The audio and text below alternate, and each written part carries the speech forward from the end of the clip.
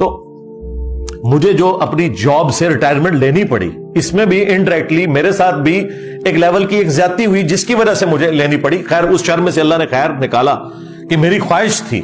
ویسے تو میں الٹا بھی لٹک جاتا. میں جس پوسٹ پہ تھا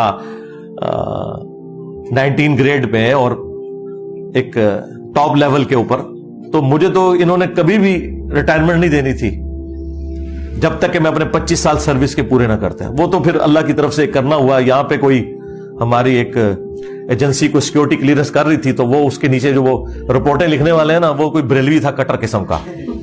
اچھا یہ میں بات کروں 2016-17 کی.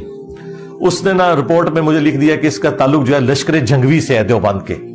اب میرا دیوبند کے ساتھ کبھی بھی کوئی ہمدردی کا رشتہ نہیں رہا، ایٹ لیسٹ جہادی تنظیموں کے ساتھ. خیر وہ ہماری جب آفس میں وہ پہنچی تو فوجی آپ کو پتہ کانوں کے کچے ہوتے ہیں، انہوں نے فوراً کہا جی آپ ریٹائرمنٹ لیں.